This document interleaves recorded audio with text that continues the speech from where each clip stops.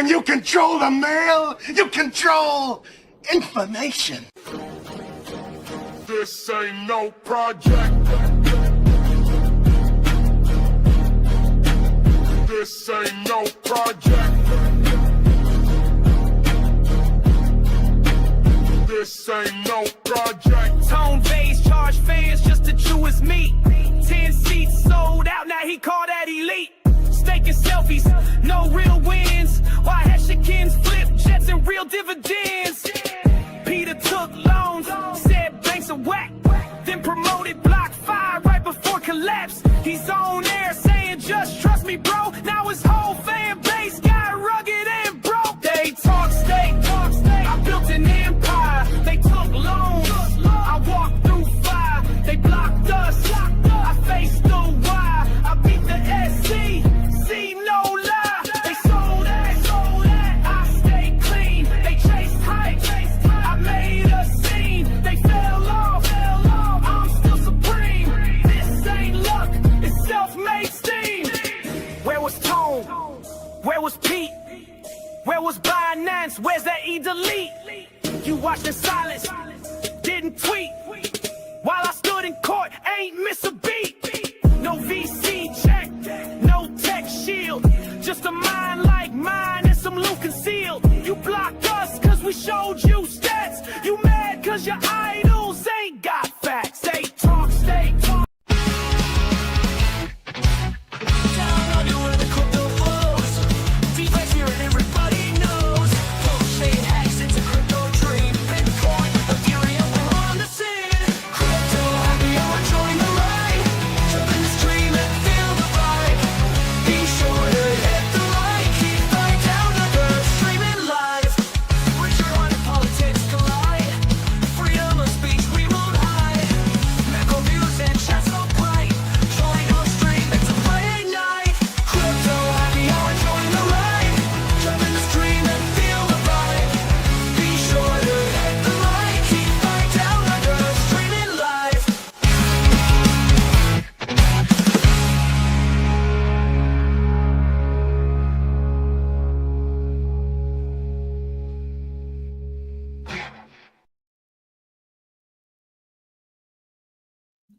G'day everybody and welcome to the Aussie Crypto Happy Hour. G'day, Base Radiant and True Blue. How you guys going?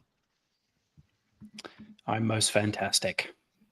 Awesome. Yeah. What's up, guys? Good to see you. It's been a little while, but yeah, pretty pumped. Yeah. What's going on Pushed it back crypto-wise to at the moment, so that's for sure. Yeah. I've been pushing it back to every 2 weeks because got some responsibilities, I guess. But no, it's been good because every 2 weeks there's like heaps has happened in that time. Because it's been two more weeks. It's the perpetual 2 more weeks. Although maybe 2 more months now because indeed. Richard has been tweeting up a storm talking about potential marketing campaigns and things like that are maybe being run by some HEXicans. I noticed he was sort of saying, I don't know if you guys can see this, but the slingshot of suppression being released violently upwards, more and more butthurt from the sideline, more and more interest because of the majority of the world isn't on crypto Twitter. They're in the real physical world, waiting for the opportunity, waiting for the education. And I have this real good feeling that they'll learn. They're going to learn. Probably in under 2 months, we'll see. So probably in under 2 months, we'll see. Interesting. I mean, you've got to take timelines with a grain of salt, right? When it comes to I reckon that's about 5 months. Under 2 months, about 5 months. Let's not. I'm kidding. It's a joke. It's a joke. Let's not think about it too much because anyway, let's just take it at face value and say there could be some mail outs going around the world to some wealthy neighborhoods. And there's some telegrams set up. There's some telegrams set up in various countries. I'm in the Aussie one, and I posted a link yesterday which had like the most affluent suburbs from the the ABS, the Bureau of Statistics, and yeah, hopefully they do some mail outs and things. I think these guys are onto it. It's like as soon as Richard sort of put the call out, people were ready to mobilize. Like they were like, let's do this. So it's pretty good. Pretty like, epic. He's within the community, there's an army that's been built, isn't there? Or whatever you want to call it, a cult, whatever it is, a group of people that are ready to fire and make some moves. So I think it's great, and the people that have the opportunity and the time and the capacity, they're jumping in and going for it. So it's really and shout out to those people who are putting in the effort. I know a Wild SJ has been putting in a lot of effort. A few other people behind the scenes, but yeah, let's see what comes of it. It certainly can't hurt, right? More marketing. Yeah, no, I think it'll be great if it works. Like if it's all executed on and done well, because they did the mail out letters, right, in I think America.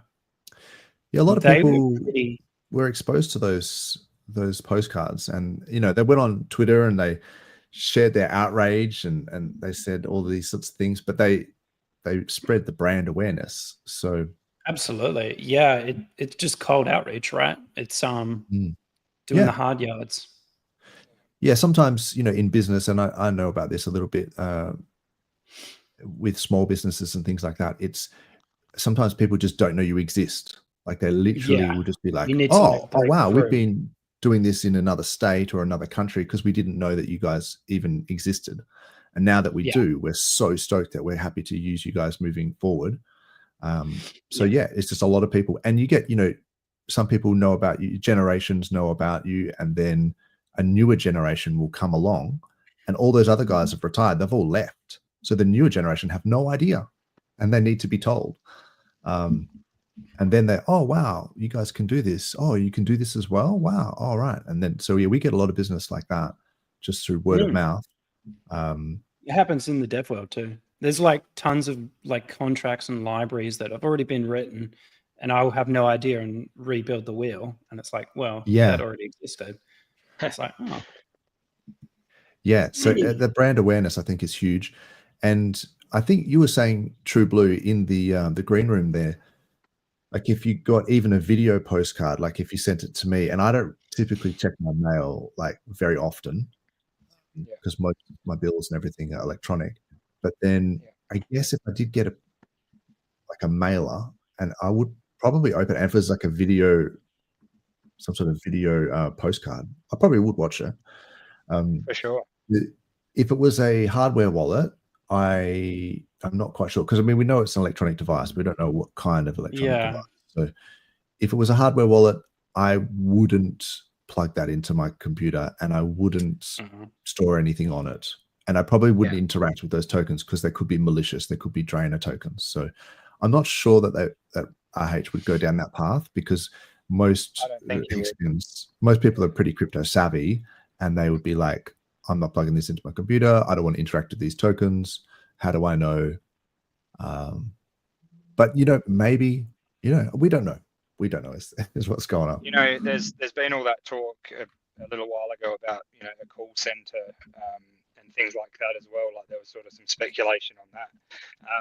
So, if all these things were linked together, it could be, there could be a big plan in the works with all that. But definitely if you're receiving, just say it was like a video postcard that doesn't need to be plugged into anything, and you just pull the plastic out on the battery to make it active and press play, man, that some people would see that as super scammy, but other people would see that as like, this has gone to a lot of effort. I've never received anything like this before in the mail. I'm going to check it out. And if there's green candles happening at the same time, it could be the right way to go. Yeah, so that's the thing, right? So if you put this out there, sometimes you need a few goes at it. People need to be made aware of something multiple times, and about the third or fourth time it's sort of on your radar that you sort of start to pay attention.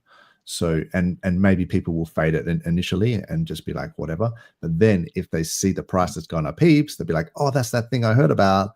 I can't believe I didn't get in before. Now I have to FOMO. So, and that is also good for our ecosystem because it means that someone might be motivated or incentivized to pump the price to make those mail outs look good. You know, like there's no point having these mail outs if the price goes down from the point that they're mailed out. It has to start to look good. They've got like a JPEG of the chart, and it's like discrepant with what they're really seeing. Yeah, I mean, well, so I mean, we don't know what they're going to. So if you know in the chat what is up and what is being sent out, like let us know. Yeah, and like a video, is it confirmed that it is like a video thing? We don't know, do we? No, I have no idea. Electronic device could be anything, right? Because like you could do it through a QR code, and you could just have that as a piece of paper, right? And that would be less cost, less everything. Not sure I would scan a QR code either, to be honest. Yeah, yeah, I get you. Yeah, I mean, if it's like electronic device, like there are compliance things that people need to be aware of. I know electromagnetic compliance is something that I hope the guys have got all the relevant certificates and reports. But you know, I guess that's sort of, we'll see whether they well, it's, I guess, you know, people are brainstorming, people are putting ideas out there, so hopefully they refine it and they get it to a place where, because they're trying to optimize the cost of the mail outs and the like Bitfinesse here, shout out to Bitfinesse and OG. He's got here a technical label printer review video. Yeah, because RH was asking about label printers. What is up, Fast Abdul? That was quick. You're muted, bro. Hey, man. Have you been researching some label printers? Yes? No? Can't hear me? He's probably doing something.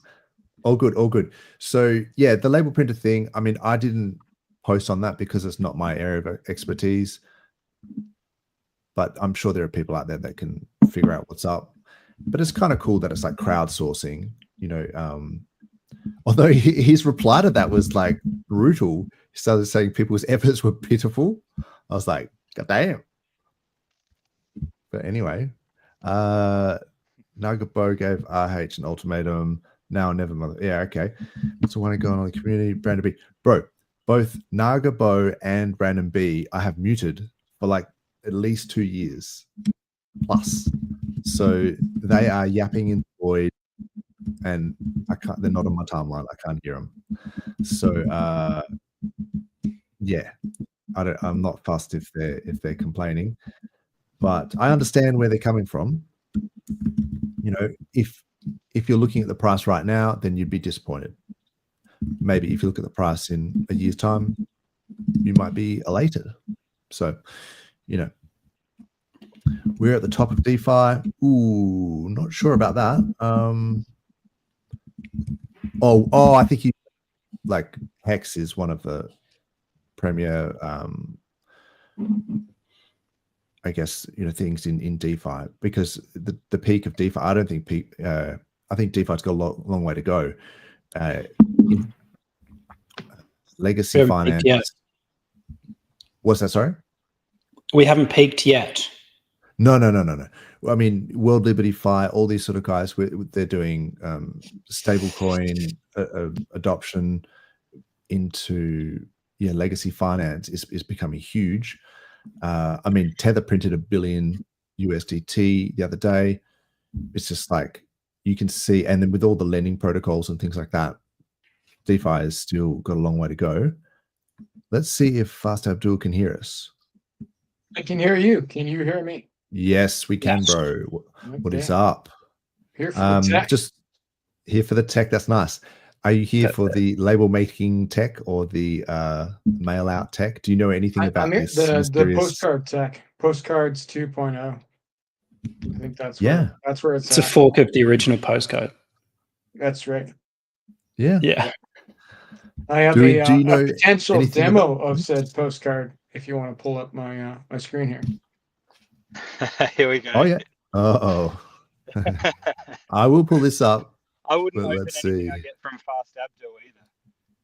So this is not, I have no insider information, but this is like, you know, Triplet Dad actually found this, and it looks like the kind of thing. Oh, that's cool. Okay. Could be coming out. Like that's a mailable piece. It's the right kind of size. It's in the shape of hex. It's like, a hexagon. You know. Yeah. Yeah, I mean, packaging ready to go. That would be so good. And this When is I- full That's rough legendary. but like it could be you Oh. know, mass printed. Yeah. That's pretty cool. Look, when I did the AI, the thumbnail, I made the mail out hexagon shaped. So There we go. just it makes sense. Yep. And And that's this kind is of a what I real thought it might product, be. right? What is up, Crypto Class? She has a stream tomorrow, I believe, with the ladies. So if you like listening to people talk about your favorite coins that are slightly more attractive than us, Far more attractive. check out The the ladies ladies. and Far more. Fast Abdul. Oh, and faster. You need a token mail in there. Sometimes Okay. Brizology. There you go. UFO to go. What is up? Is there some sort of UFO disclosure going on in the US at the moment, or is that just sometimes I read stuff and I'm thinking, is this real or not? Apparently there was some disclosure stuff going on in the US, and I think it's the 4th of July, isn't it? Hey. So we'll probably maybe tomorrow, but we're in the happy future. 4th of July to the American people out there. In the future. You guys are in the future. Yes. I'm more interested in premature July celebrating. 7th or July 8th. I think that'll be the celebration day. Okay. Yes. So that's because be the SEC can no longer put an appeal in. Is that right? Yeah, according to Nuclear Herbs, it was like 11:59 on July 7th. Their option expires. So July 8th being safe day. So I think that would Awesome. be could be a good celebration day. You never know. Interesting. I'll be looking forward to that. I'm also looking forward, maybe not, to UFO to go reckons there's going to be panties mailed out. Awesome. Right. I've heard. Whose panties? I've heard Whose panties? vapes. We could all get vapes. Richards. That'd be cool. Yeah, I saw that. Yeah, one. I saw Briz do that, bro. No, no one wants to vape. Like, what are you trying to It is an give electronic everyone device. cancer? Like, no, Yeah. that's a bad idea. Get all hopped up Um, on nicotine and No, you don't want to Yeah. be doing that sort of stuff to your lungs. Like, who knows what it's chemicals not are in it. it's not in the ethos, right? It's not in the don't play video Yeah. games, be a good Read person. Sci-Vive and be a Yeah. good person, and also get addicted to this. I do all those things anyway, but I feel bad about them now. At least you feel bad about it. That's the main thing. Yeah, right. I just want to know whose panties, because I'm pretty sure Havid still owes Eric Wall a set of panties. Oh, Like, don't come Keep at on me. track. They made that bet. Like, that was part of it, right? That's a gross bet.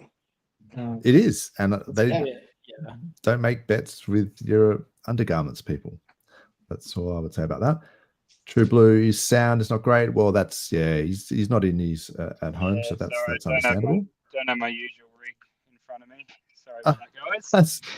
Let's reckon Sid's mailing out flat pack toys. What kind of toys are we talking here? Because he did used to own a sex shop, so that would get attention, right? Oh, there you go. It would. If he just had a Pulse whole bunch of branded. leftover vibrators, Green candles. Massive Gross. green candles. Yeah. gross, with like ink logos, like bright green ones. Oh, too. We'll draw some attention. Like this is part of this is going to be drawing attention, right? Like the ideal is that it makes it to secondary news sources of like, oh, crypto founder Spam King Local Richard Hart news. just mailed out Yes. 10 million, whatever, right? Like, so that would kind of serve the purpose. green It'd make the candles. news. Yeah, the return of the Spam King. Could Yeah, I be, remember. Yeah, could be cool. That's old No such- slander. That's there's such old. thing as bad publicity, eh? This Yeah. is legit legal spam though, right? Like you can, that's mass marketing, is sending out targeted mailers. Like it's probably one of the highest return advertising sources. I know it gets a lot of flack for the postcard thing, but like the math on targeted mailers is actually pretty good in the advertising industry. So a lot of people still do it, right? It just depends what your market is, right? Like if your market is 22-year-olds, no, it's not good, right? But like, who has the money? Do the 22-year-olds have the money? 22-year-olds don't have any money anyway. That's the Yeah. harsh But like, but fair. hunting for boomers, like, electronic postcard sounds pretty sweet. They're gonna feel like it has value. They're gonna watch the whole thing. Physical. They're probably gonna give it to a friend because they think it's cool. Like, You know, it's going to sit on you're somebody's right. coffee table for a year, right? Mm. The other Yeah, thing that's is, true. you know, the That's, I don't even know what it is. Like it might have, you know, it might like maybe it's something that's reusable in some way. I do know, however, what it says on the item. It Oh, yes. says, and this is from a public Telegram room. Mhm. On the front, it says free coins, PulseChain.com, reliable, Hex.com, new coins, Pump.tires. Yeah, I saw the same thing. So, and that's not on the package, that's on the device, whatever the device happens to be. Not a wild SJ posted that in a public Telegram room. Yeah. Oh, I think it's pretty good. Yeah. It grabs people's attention. People like free stuff. I mean, when they say it's free coins, it could just be that because it's a fork of Ethereum, full system state fork, then you might just be getting free copies of your ERC20s in the form of PRC20s. So that could be the free coins. Or, I mean, you can make your own coins, right, on Pump.tires.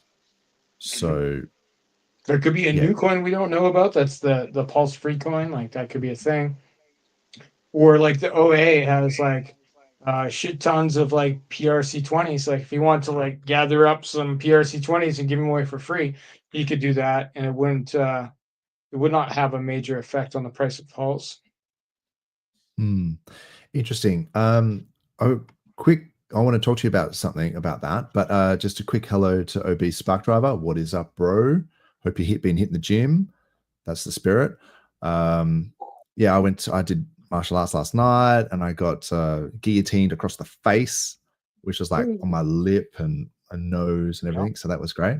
That's a fun one. Yeah, we're doing it's called Shia, where you sort of do this. You have you ever seen those videos where it's like take me down and win $1,000 or whatever, and there's that wrestler guy, and people just like off the street just try and take. Yeah, I've seen those. Yeah, it's awesome. It's basically like that. Like you start like that, and you just try and take each other down, like through like wrestling, grappling. But yeah, sometimes it ends up you sort of upside down, landing on top of someone, and get smacked in the face, like I did. Yeah, these things happen. I was wearing a mouth guard though, so it wasn't too bad, luckily. Good idea. What is going on? Okay, yes. So the thing I was going to say, I'll come back to see what some of these others, but g'day to DJ Cryptomatic. What is up? Yeah, OG HEXican does the Twitch streams, all that sort of stuff. Make sure you check out his stuff. Yes, in terms of the price not moving, I just wondered. I'm going to just mute True Blue when he's not talking because I think I'm getting an echo there. Have you noticed that there's been all of these like hundreds of billions of Pulse getting bridged out, hundreds of billions of PLSX, like all being sold? Like it seems like there's some ratios being adjusted, to put it lightly. But the price hasn't gone down as much as you would have thought if those wallets were just dumping for, DAI or whatever stable coins. It's also interesting that it has been bridged out to Ethereum to sell into what is lower liquidity and then being sold through MetaMask swaps, which makes no sense because you have to pay an extra fee for those MetaMask swaps. So, I mean, I don't want to sort of, speak out of turn because I don't know what is going on. But it does seem like if that was a genuine exit of like what was it, the number 3 whale or something, then the price should have cratered with the low liquidity there. But it does seem like maybe these cells are being bought up and maybe like potentially by bots or whoever. So well, I think there's V3 positions that are absorbing them. I think the reason that you're not seeing that big a dump in the price is like, obviously it's a terrible plan to both bridge out Pulse to Ethereum and to sell via MetaMask. Yes. But like there's people watching those wallets and guys are putting up V3 positions. They're absorbing some of that sell pressure and they're buying Pulse at a discount. So it's probably transferring to stronger hands, right? Well, it's a redistribution. It is a redistribution, 100%. But the question, I guess, is if if one entity owns the wallet that's selling, and then that other entity is also buying, but through a multitude of different wallets, the same entity, is it just a transfer, a redistribution of wallets on paper, or is it a genuine change of hands?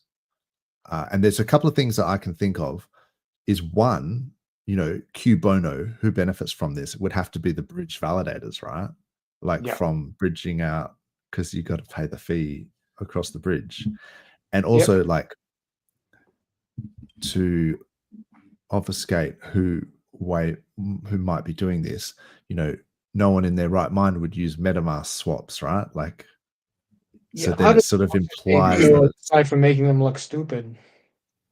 Yeah, so it implies that someone who doesn't know how to use Uniswap or like do swap routers on chain or whatever, which doesn't indict obviously Richard, because like he knows how to do this stuff. Why would he pay all of this money to MetaMask in the form of fees? Unless right? Trying to obscure the fact that I don't think it's him.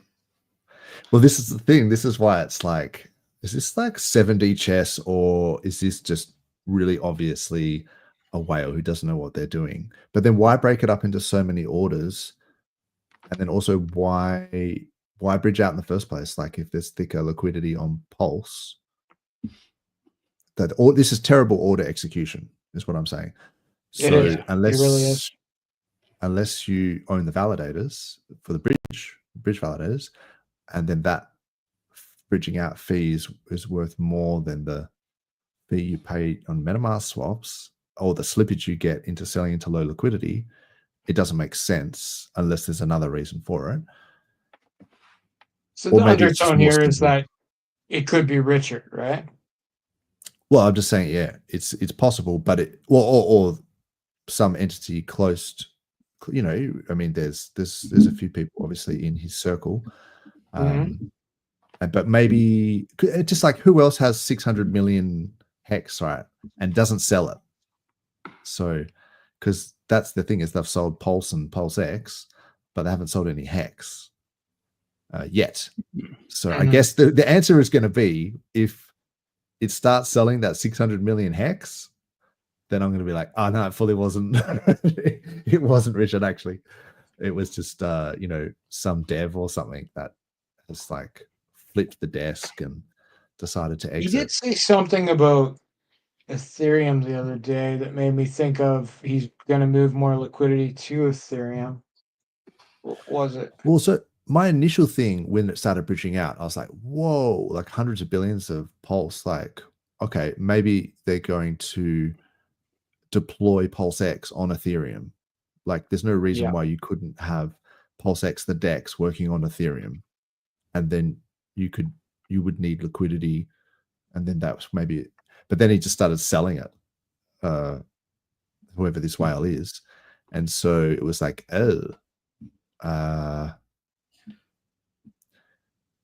yeah. Anyway, put it in the chat. Let me know what is going on, because I'm busy doing things, and then I like read these, things from so Martin, like the storyteller, is always good for this. But yeah, he talks about it and goes through it. So check it out. And yeah, so apparently Richard actually said that MetaMask uses 1inch to do the swaps. They charge near 1%, so 0.875%. Why would someone bridge? So apparently when Richard said, why would someone do this instead of selling it on PulseChain and then bridging after, apparently the wallet stopped doing it like around this time that he posted this. So that just makes it even more confusing. Is it because they read his posts, or is it because he was doing it? But like, that seems, I don't know. I think it seems unlikely that he was doing it.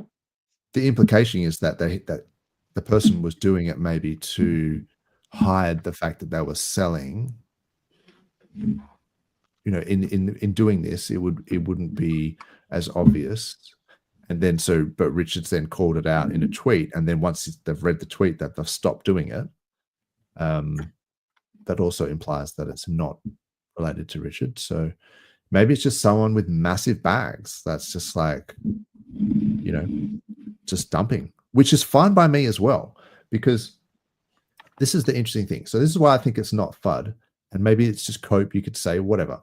But if it is Richard, then happy days. Like, he's doing a ratio change for you know, a relationship between Pulse and PulseX, changing that ratio, whatever. If he sees, or some entity sees that this is going to be in our benefit, you know, long term, then I would just trust the process, because like thinning out liquidity, all of this sort of stuff, like this is part of it. You know, you need, if you want it to pump, you need to have low liquidity. So from that point of view, I understand, you know, that's the game. If it is a whale taking a massive L, that's fine as well, because you kind of get almost an economic vacuum when these big guys sell, because they have their cost basis, and if they're selling way below that, and then it reverts to the mean, then that's how you get gains, right? Like, you know, there's always a cost when you. So this is, I guess, the criticism that a lot of people have of crypto or stocks and things like that, is that they get on their moral high horse and they say, in order for you to make a lot of money, someone has to lose a lot of money. And it's like, well, that's not necessarily that. It's not that simple. Like, yes, maybe, but it's more complicated, because if you buy something and it goes up in price, and then someone else comes along and then buys it, you've made a profit.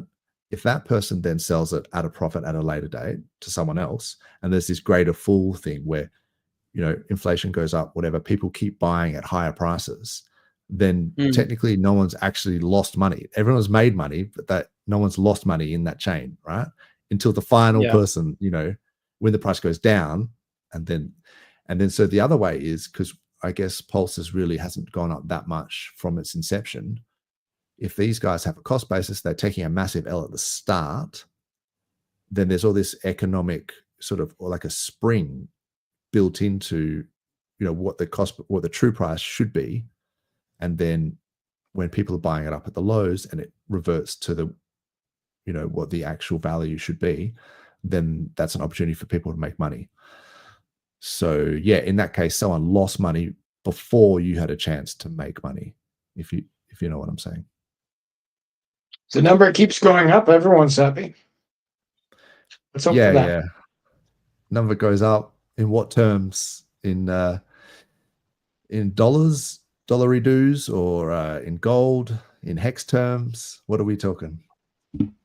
I think it's going to be dollars is what you know, new people are going to care about dollars. And you mentioned earlier before I came on that you know, with the marketing, that like it'll work better if it's accompanied by green candles, right? And I'm sure Richard is well 100%. Aware of that. So I suspect that 2-month timeline, you know, probably that'll be part of the marketing. Is those days will probably look pretty good when people are receiving those items. Might look like a, you know, an attractive thing if there's green candles on the screen. 100%, bro. I think that's part of it, right? Like, everyone knows that that's the best form of marketing is green candles. So it just makes sense. If you're going to put this out there, you're going to want to pump the price. And if it's 2 months, then that's like a warning, right? That's like a shot across the bow. Like, if you're haven't got your bags packed, like, you might want to consider it. The other thing I noticed is with the sort of, sorry. Go ahead, True Blue. Sorry, man. The other thing is the opportunity right now is huge price-wise. If he's giving that, you know, that 2-month warning, there's a pretty good opportunity there. It's, you know, almost never been so low. So this is like last chance, guys. You know, that's how I'm taking it. Yeah. But yeah, I know other people there's other people exiting at the same time. But speaking of whales and dollars and stuff like that, did you guys see that that Bitcoin wallet that just made a move? It hasn't made a move since 2011, and they just sent 10,000 Bitcoin. Yeah, I saw that 10,000 Bitcoin move for the first time since 2011 or something. Bought It at does happen 74 from time cents. to time.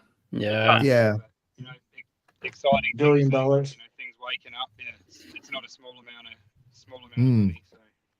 Yeah, look, I've seen a few of those, like you guys say, in the past. It's always interesting to see when these ancient wallets that come out, like dormant wallets that just, it's almost as if like someone's gotten out of jail or something. Like, you know, it's Ross Ulbricht, you know, yeah, and he's just gone, they've gone through like a box of old stuff and found a USB and been like, oh, there's something on that. Yeah. Man, It's almost like pretty cool find. I should check my old computers, but I'm pretty sure I don't ever throw out digital devices now. I never throw them out. I have like the oldest laptops I've ever owned because of that reason. Yeah.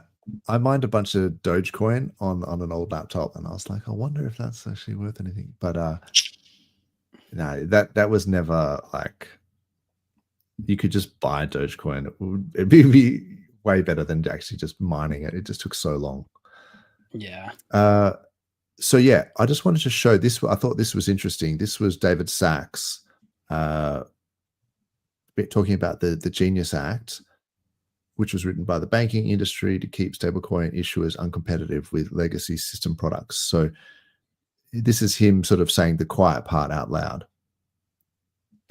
Is that the stablecoin issuers cannot pass on interest Why? to the token holders. Why is that? Look, I mean, I don't know if there's a great principled reason. This was a compromise that was necessary to get the support of the banking industry, quite frankly. They see it as competition, I'm betting. Well, there was a lot of concern from community banks that if stablecoins were paying 5% interest, it would put them out of business. I think that concern, although understandable from them, I don't think that that's what would have happened. But these are the types of compromises, quite frankly, that you need in order to pass legislation. I hope that at some point in the future, we'll revisit that and allow stablecoin issuers to kind of just do what they want to do.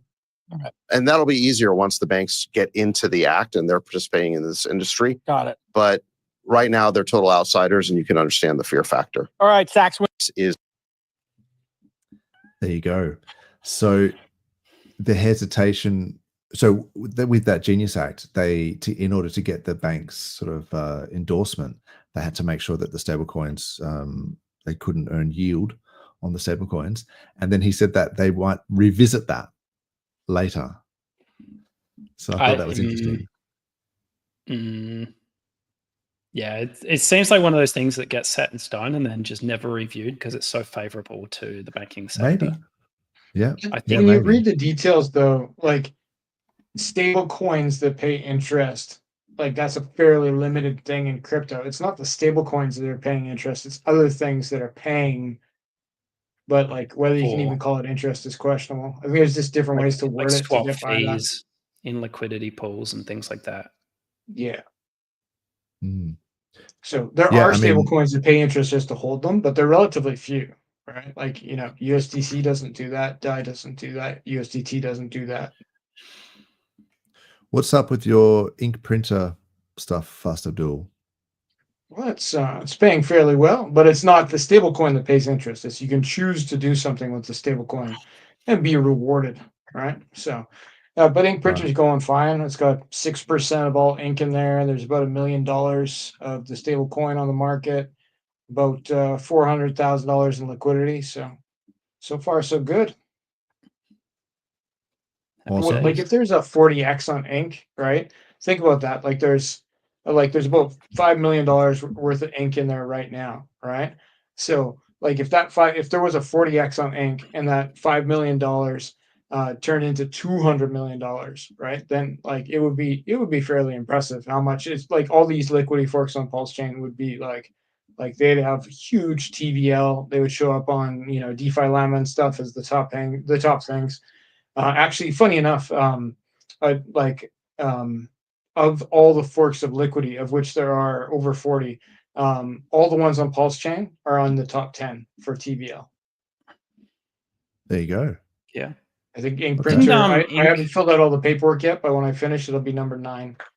And then like Liquid Loans stuff is in number 1, Earn and Flex are in there. Like, Yeah, PulseChain does very well with liquidity forks, and they're like immutable code things, which is, I think, with this legislation, it's good that there's, like, oh, you can't turn it off. It's just on the, so it's just out there, right? Like that's good. Yeah. Yep. Just wanted to say hello to the chat there. We've got HEXican Lost in Asia. What is up, bro? Easy money just around the corner. I like the sound of that. Richard Hart. So UFO to go. Apparently there's some disclosure, never truth. Animated twerking video. God, that would be some outrage if you just opened it up and it's just Richard throwing it back. Like and instead of little hex logo, PulseChain. Oh, yeah. Okay. P-Dye, whether you mentioned today, yes, in definitely we'll talk about that later.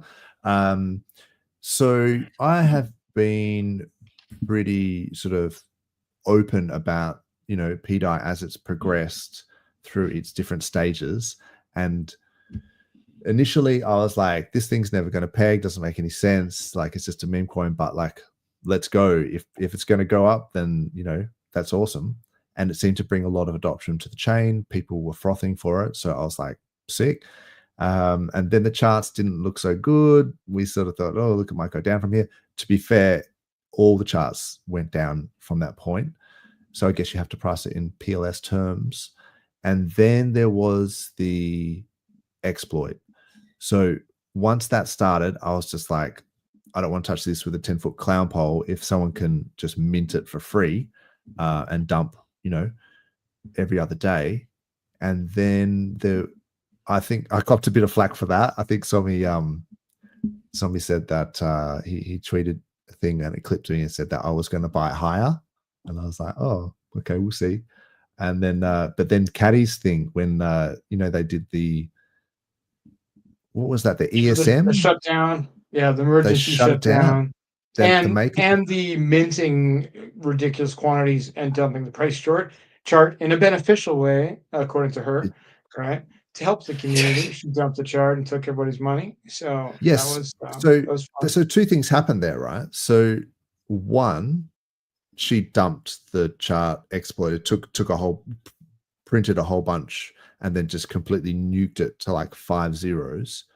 Wait, is this P-Dye? Yeah. P-Dye, yeah. So you might have missed. Was on. Yeah, I missed a lot of things, but she got into the whatever Maker DAO or something, and Maker there contract, was you'd have to. So they had this. There was some voting rights thing, and that she had enough Maker, or someone gifted her enough Maker that she could make these changes to the contract. But there was an emergency shutdown, like this ESM thing, which basically made that the Vietnamese guy, whatever, we all know people can use bloody VPNs, but there was a Vietnamese guy that was exploiting was just minting. So by doing the ESM, shutting down this Maker access, they were no longer allowed to mint any more coins, but also in the process of doing that. So effectively fixed the exploit, right? But also in doing that, minted a shit ton for herself, and then just dumped on everyone's heads. So then that meant that people could buy that mega dip. And so hence now, if we're counting from the bottom, it's done really, really well. And, sure, when people see a whole new set of giant whales of unknown, moral capacity that could dump the price again. We don't know. When you see a huge capitulation like that, people tend to buy it up because that it can revert to the mean, or at least bounce. It is a meme now. It has no more function, at least, right? Like nobody can mint it anymore. But now the P-Dye bros have moved on to other protocols claiming that they will peg it, right? So they've just traded one bit of broken code for another. Now they're talking about compound and this and that. Yeah. But it's not. Oh, okay. Not sure about that. It's just reloading, right? Like it's all the same stuff, different pile. But that exploit is gone. But their compound, C-Dye, all those things, it's just more broken code that's copied over that has various forms of admin keys with different teams that I don't think is going to work out. But like the meme coin PDI is still alive, and if it goes to $1, I'd be very pleased. That'd be great. Bro, I am agnostic on There's this, no, and there's nothing there though, like to redeem or to peg it, right? So this is the thing. This is why I go through this. It's just to give the history so people understand what's happened, right? So this is not me commenting on one way or another, but this is what's happened. So I think it was always a meme coin, and then there was people who speculated that it was all these functions that was going to peg, and because of the MakerDAO contracts, it no longer has those functions. You can't be. There were some claims that OA was going to use its bags as to collateral and all sorts of stuff. Then they never panned out. So this is the thing: is a lot of people make a lot of claims, but when those things didn't pan out, they're not held accountable for their, But let's just say there's a lot of promises, a lot of things that were going to happen, and then they never eventuated. But now, like, the reality is the contracts don't work because they're broken. And have this ESM function somehow initiated. The token still exists. But the token exists, and there's a community. So from my point of view, if you have a community and you have a token, and you can, Somi treads the line really carefully. I think he says that it's a speculation vehicle. You can speculate it going up in value just like anything else, and that's fair. Like, that's 100% fair. It could go up, and he says it could go to zero as well. And so either way, it's people's choice whether they want to invest in it. And at the moment it's going well. And if you count it from the bottom of that capitulation wick, then it's doing really well. So, but is it better than well if you bought it at 3 cents, which was the high, and a lot of people were buying at that point, right? The guys who bought the capitulation wick are doing very well, but the guys who bought at 3 cents, at 1 cent, at 2 cents, they're not doing well. Yeah, but you could say that same thing about Hex, right? Or Pulse. Totally. Like, if you bought the top of Pulse at 000027 or something, then you've also done poorly. So look, I'm not, if you live in a glass house, you can't throw stones. That's the thing. So fair enough. Until Pulse and Hex has done 100x from here, I can't really start dunking on anyone, because like our charts are just as bad as anyone else's. So the thing is, though, you're not saying that the price of Hex is good at the moment either, or that you've done, people have done really well on it. That's a real OG thing as well. So I don't know. We try and be honest. Exactly. We try to be as honest as possible and just be open and say, look, if the price is terrible, we say it's terrible. I still think it can go up. I still think it can do. I still think, Hex can easily get to 10 cents. If it could get above its all-time high, which is like 55 cents or whatever, then I think that everyone would count that as a win. Yeah, and that's even if it was like combined 100x Hex, from here. like the total of Ethereum and PulseChain Hex was over 55, that would be, that would be a win. Yeah. And that's like 100x from here. So, people who DCA, people who see the opportunity can still do very well from it, I hope. But it could also go to zero, right? So this is the thing. And I think Somi has been... Somi has been fair. I think Somi has been fair to say, look, it can go to zero with PDI, but it's doing really well. And he's very careful not to sort of say that it's going to peg to $1 because of these maker contract things. It's more just a speculation vehicle that people like a community wants to get behind. That's the same as every single coin. Like, there's millions of coins out history there. To it. Well, every coin has a community and it has their own narrative. It has a meme. Even Bitcoin, in a sense, as a store of value, is a meme. First meme coin. So any layer 1 native gas token, that's a meme. Like, it has a utility, still a meme. Like, it's a narrative that you tell people as to why it's going to be priced higher in the future by someone else. Everything is a speculation vehicle, even Tesla stock, and the Magnificent Seven Pokemon stock cards. or whatever. Yeah, everything's a speculation vehicle in some regard. Yeah. So the only question is, do you have some asymmetric information edge that you know or you think it will make it priced higher in the future by someone else? Or are you just sort of, going with the flow and just hoping for the best, throwing darts at a dartboard? Who knows? So yeah, it's a long-winded way of saying, yeah, I'm stoked. Like PDI to whatever. I think the current thing is PDI to 10 cents, I think. But yeah, Hex 10 cents as well. Like, let's go. Let's get all this stuff going up. Moving and shaking. That's it. It's not just the PDI talk, but I've got to get moving. So I might let you guys go. And I know my audio is pretty average. So no worries, bro. Good to see you guys though, and hopefully catch you on stream again soon. Awesome. All the best, True Blue. Good to see you, mate. Have a good weekend. Beautiful boys. Later on. Catch you, mate. Hey. See you, mate.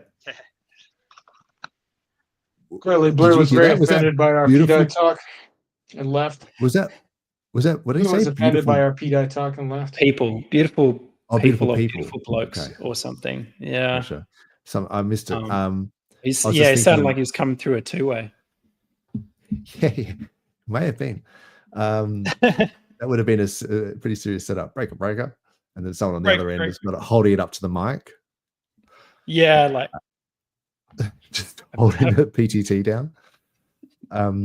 The big beautiful bill, the BBB. I think that's just been passed in the US, not to be confused with the BBC. But yes, the British Broadcasting or ABBC. But that bill I think has passed. So yeah, Elon won't be happy, and maybe everyone, in terms of inflation, won't be happy. But there will be a lot more spending going on, so maybe the markets will be happy. Oh, yeah, that's what it's all about, right? Wait. Oh, damn. Is it too early or too late to make jokes? Rude jokes? Rude jokes? That's a nice cat. It is, yes. Quite a handsome catess. Yes. I'll just keep it at that. Yeah. What is up, McNuggets? What is up, Blobfish King? So we're getting some OGs here in the chat. Nick Eddy, my man. Any thoughts on Circle, stablecoin issues, equity in general?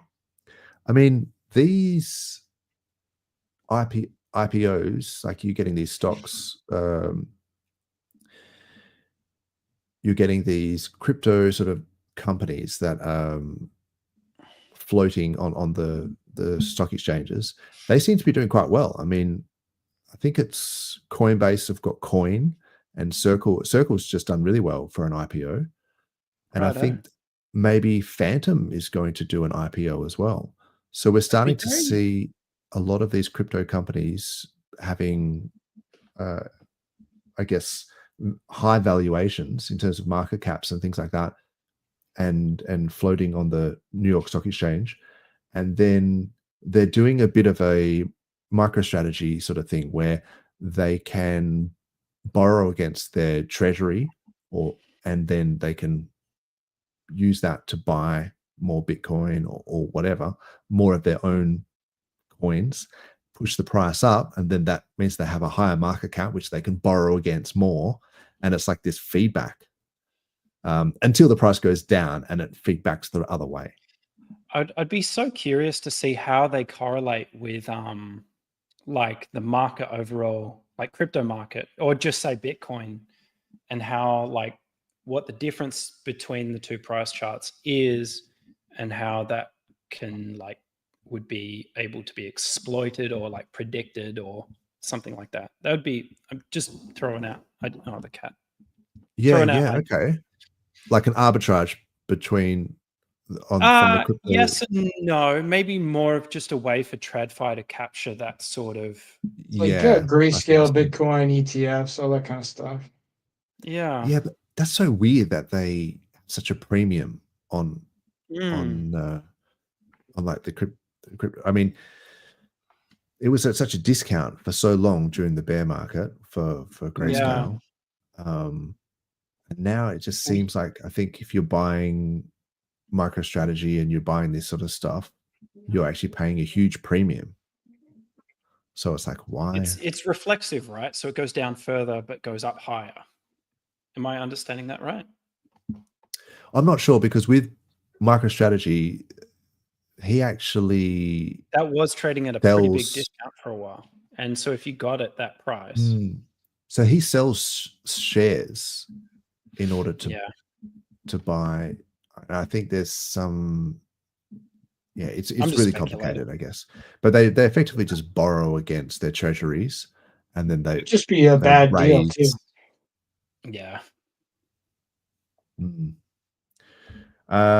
UFO to go says that there is a lot of psyops. It seems weird stuff going on in the chart proves it wasn't a death knell. There is some weird stuff going on all around. I suspect. Oh yeah. Oh, okay. Yeah, I mean, interesting, because there's psyops everywhere, and there's like weird stuff going on everywhere where it's like the government's telling you one thing and then something else is going on, and it's anyway. Sometimes though, like a picture of a car is just a picture of a car, right? Like it's not everything is psyops. Yeah, I know.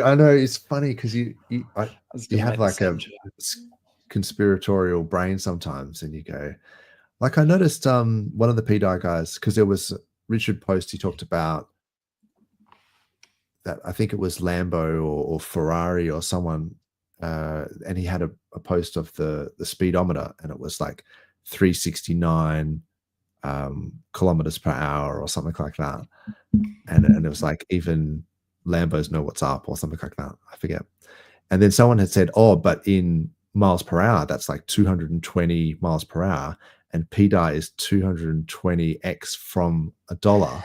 And I was like, bro, it's already coded. Like, you've already got the 369. You don't need to double code it. Or maybe it is. And I mean, it was all too much.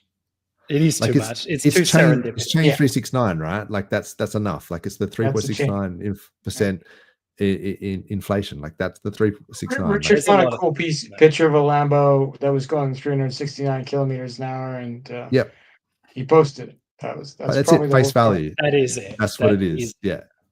The extra bit that you added, that it was. Well, they went. Yeah, they did. They went to the 220 miles per hour, and it's PDI's 220x from $1. Jeez. And I mean, I was like, yeah, but like you could just search all tokens, find one with the right price, and hey, it was PDI at the time. It's a bit of a stretch, or is it just, is it coincidence, or is it what's that line from The Matrix? Is it providence? Yeah, it's providence. History of something origin. like that. Yeah. Could be. Could be just, this whole time the blockchain was one man just programming in price numbers himself. It's the what's that guy? I really need to sleep more. I have 3 sick kids at the moment, so not sleeping much. But what's the guy from The Matrix who's like the guy with the beard, the gray beard at the end when he goes in? No, not the Oracle. It's like the he's like the operator or something. He's the guy running. No. He's like it's like administrator. It's just like a bunch of PC terms. Yeah, true. But anyway, I'll figure it out. So question, did we buy the PDI dip? I'm going to say that I do hold some PDI. So just as a what's the word? A hedge. Not against, but for Somni's popularity, because I do watch Somni. I like his content, and I think he's popular, and I think that he could do well in the future. And also, I come from the school of tangent, which is about regret minimization. So I would hate to see that, do a ridiculous thing and have me fudding it the whole way. So yeah, full disclosure, I do have some. So, but that's maybe not compared to the people who bought that when it went down to 5 zeros. Whole new set of whales on that one. The Matrix character you look for is the Merovingian.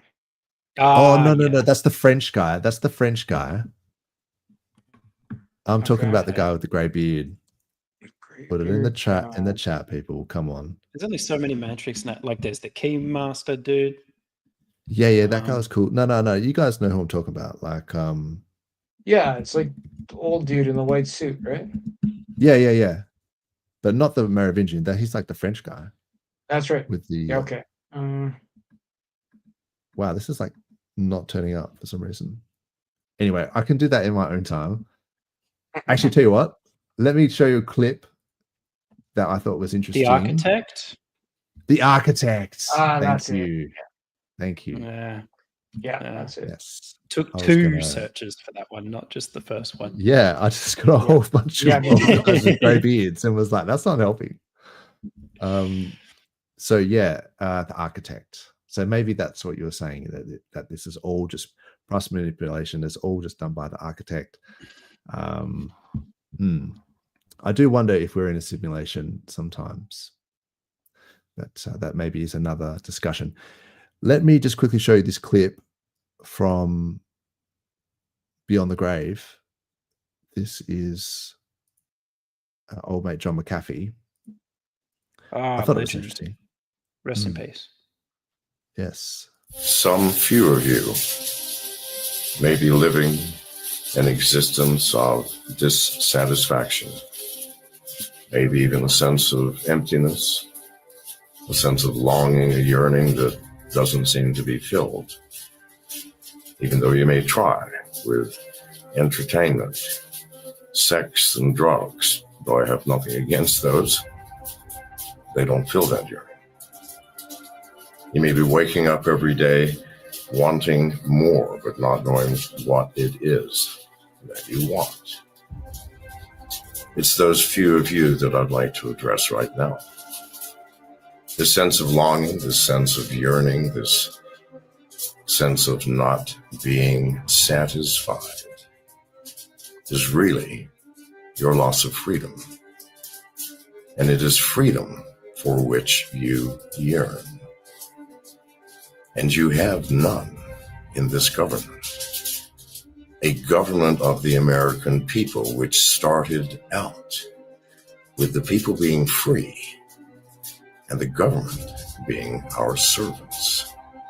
It has become the government is free and secret and veiled in darkness. And it is the people that are the servants. You must see the truth of this, your yearning, your longings, your sense of dissatisfaction that cannot be filled with stuff, with cars, with money. No matter how much you have, that sense of dissatisfaction remains. Please, you have woken up to your reality. That is what you are feeling. Wake up a bit more and do something about it. Raise your voice. There you go, from John McAfee. So, I mean, he's got. I love the tinfoil shed. Yeah, the Faraday cage. Yeah. That's no joke. That's when you're taking your OPSEC to the next level. Yeah, you've got your own Faraday. I mean, you can hear it like crinkling as he talks. Yeah. I mean, it's like alfoil, but yeah, you can get. It works to some extent. Get like I know nickel, even with the tin fabric. Oh yeah. Yeah, but you can make tents and things like that with it. But yeah, good on him. He's got a bit nuts, in my opinion. You know, like he was clearly like a genius, but he was also kind of nuts. Yeah. Well, the way he made the guy's sniffing bath salts. He the drugs and antivirus homemade software was very questionable ethically. It would like install itself on the machine, and you had to pay to get it off. It's still almost like that was the 90s. That was the 90s. Everything was way different then. There's an awesome Coin Bros video where it's like it's got John McAfee in it, and there's like, "Don't fuck with my dogs." If you know the story of what happened, how he possibly murdered his neighbor because they fucked with his dogs. But anyway, and he ate some guy one time. He did some dodgy on things. An island. He's done a lot of things. That guy lived a life. Like he lived. And they're like, "Yo, John, how do I get this McAfee off my computer?" And he's like, "Oh, like this." He's just drinking out of a bottle straight. It's a classic clip. But yeah, he did all that stuff, sniffing bath salts and on like presidential election. You know, he was very like intelligent about how he did it, though. He always had like backup downers for when he was taking too much uppers and things like. He was smart. He wasn't an idiot. Put it that way. Super smart, he wasn't like and hilarious, mental and drug paranoid. abuser, but very. I really try to keep the bath salts to a bare minimum, you know, in my day to day. I keep mine for my bath. That's where I put mine. Nice. That's smart. But not as interesting. I've never had bath salts, never done any sort of stuff. But it's the age-old thing. There's a Bill Hicks line, and it's used in a Tool song, in fact. But he basically says, if you're, I'm a Tool fan, and he sort of says, you know, for all those people that are anti-drugs out there, go home and get all your music and all your records or everything all the music you've ever owned and throw it in the bin, because the guys who made that great music that enhanced your lives have been real fucking high on drugs. And I was like, that's a great point. Like, some of my favorite bands, like Metallica, for example, once they got sober, it just wasn't the same. Like, they're just too like clean cut. Like, when they were like alcoholics back in the 80s and 90s, like that was some good thrash metal. Like, that was really cool. And then they all got sober. They talk about their feelings, and now the new albums are a little bit lackluster. That's all I'm saying. Now, I don't really want those guys to get off the wagon and like, you know, I would prefer them to be healthy. It's a timing thing. You gotta like make some music and get on the wagon before you die, right? Like, or you pull a Jim Morrison and die in a bathtub, right? Like, yes, you know, like there's been numerous. I love the Doors. And some of them. Dude, that guy was on heroin that entire time, right? Like, like Led Zeppelin, you know, all these guys. I mean, they're all chasing the dragon for sure. Ozzy Osbourne, completely. Oh yeah, exactly. And you wonder, like, maybe they're tapping into a part of the brain that's like, you know, I mean, artists have been doing this. It turns off like logical and analytic, and then you become more creative, and that is it. So, you know, if you go back to like the Renaissance and stuff, like they were abusing absinthe and all sorts of things, and there's all sorts of drugs that will sort of give you what is synesthesia, or amplify the synesthetic effects, which is to say that you can mix your senses. So some people have synesthesia where they smell colors and they, you know, hear smells, or they can hear colors and things like that. So they have their brains like slightly rewired. They see a color and it has a certain texture to them, or whatever. You insert senses and then you just those people are off my babysitting list. You know, like there's a trade-off here. Yeah, but they make amazing music, is what I'm saying, and amazing art. And if you want to see some really crazy art, and I mean, you know, if you could say, okay, let's look, you know, back at like some Pollocks or some Van Goghs or whatever, Rembrandts, Dali, all these guys, they probably had slight amounts of synesthesia and or were on some drugs. So if you like, let's not say that drugs are good, but let's not say that they're exclusively bad either. Like, there are some parts of society, that mainly art, that have, you know, had some of that art enhanced through some form of drugs. So I don't want to be like, you know, just be all drugs are bad. Some drugs are pretty bad. I think there's a line, like they're not all equal, right? Like heroin is bad. They are not. Fentanyl is worse. Bad. No one goes out and tries to get fentanyl. There is no drug user on this planet who goes out and says, I would like some fentanyl today. That does never happen. It just gets laced. Yeah, true. I guess maybe my stance is not really defendable because I know heroin's bad, but it's okay for some musicians to take heroin if it makes their music better, Song 2, and that I can listen to it later, heroin. as long as Yeah, they don't die from it, which they probably will. So it's not a maybe it's like a football career, right? You've got your fit lifespan, you've got your substance abusing span that you have a window to make your good music. You know? Yeah, but it's like sport, right? Like So retire. if you took out all performance enhancing drugs out of most sports, they would be less exciting. You know what I mean? Like, yeah, apparently baseball got Tour de really France dull would just Tour de France is pretty much impossible without it. Those guys smash like EPO or whatever. They're doing like blood transfusions from like small children and at every stage. Who knows what they're doing, man? Like they're doing all sorts of weird stuff. But if you want to watch like elite athletes, sometimes it's more on entertaining steroids, I'll put it and it's way. better. Yeah, it's and I'm kind of like, let's just get rid of the USADA thing. Let them take as many drugs as they want, and let's watch have a different awesome sports. Yeah, that's right. I'm only half joking. Superhuman league. Just the superhuman Olympics. That's what I'm saying. Like, let's get some serious long jump going. Steroids. Yeah, dude. Everybody takes as much steroids as they can. Just do whatever you want. People can jump like 17 feet in the air or whatever. Yeah. Let's see some track and field with some people that are like real fucked up and just superhuman. But they only live to like 33. But that's they literally have a heart attack at the end. Like they do like 100 meters in like 7 seconds, and then they just die. But you'd be like, damn. Maybe how can we recognize this? I don't know. I'm just saying, like, it's going to head that way anyway.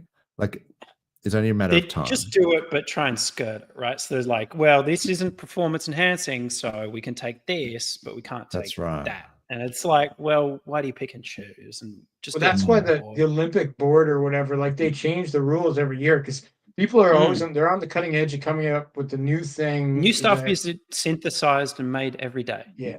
So they did. I think the last Olympics, the entire Italian tennis team was caught with like massive amounts of Viagra in their system for some reason. Right? Like, and they all claimed they had prescriptions for Viagra, right? Like, but they had like 10x their prescription. And all these like 22-year-old athletes claimed they had erectile dysfunction, right? But it was they're just any little tiny Italians be getting it on. That would maybe they're just huge hornballs. That's possible. What sport did you say this was for? Swimming, tennis. Or tennis. The Italian tennis team. That'd be the giveaway. Though. They're all walking around with massive boners going, what? I've got a prescription. It's like, it was just for their egos, right? Maybe it's like you play better because you feel like a man. I'm more confident.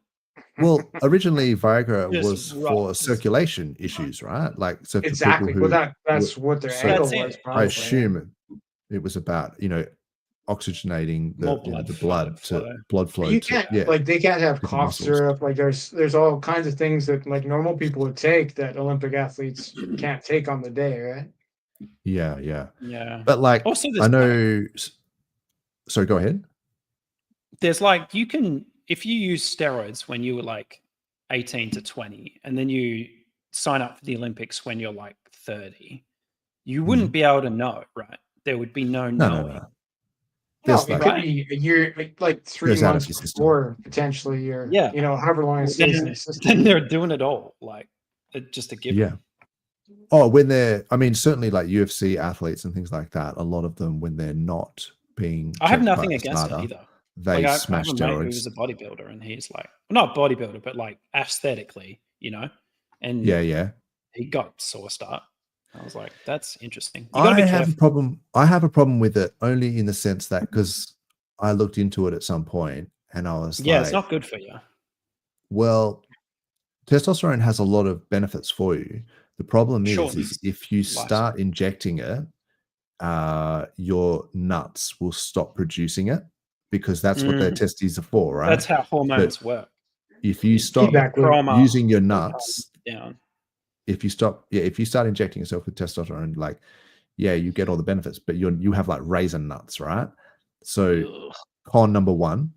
And then the other con, I guess, is that like you literally would have to inject yourself for the rest of your life, because it's not, it never comes back fully. It's not like you can, yeah, like if you fuck your body, your hormones up that much, you might actually need it. Like, especially if you did it in your early 20s and 30s, you may actually, when you're in your 40s, 50s, 60s, you may have no choice but to be injecting yourself daily or whatever. So it's kind of like, I think there's better ways of increasing your testosterone naturally. And that is by lifting heavy. Lifting heavy is a great one. Like sleep and shit like that, and like minimizing your stress. So like sex with girls works. Sex with girls works. Females. Yeah. There you go. Apparently it does. But if you some people may not have a choice in the matter. You can still choose to lift heavy, right? Like, so if you're trying to increase your testosterone in order to have, relationships with I think the suggestion there is to lift heavy. So if you're low T, can't get any women, need a woman, lift heavy. Go to the gym, lift some heavy. Yeah. No, I'm saying. I believe it's 90% hereditary. Yeah. There's another way. Lower the standards. That's true. Nothing wrong with that. Look. Nothing wrong. Do was your it part for charity.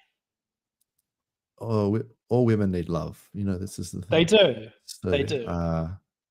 But anyway, I'm not sure how we got onto this, but I think the result was tangent. Lift heavy. Like, stop doing this pussy ass weights at the gym that I see.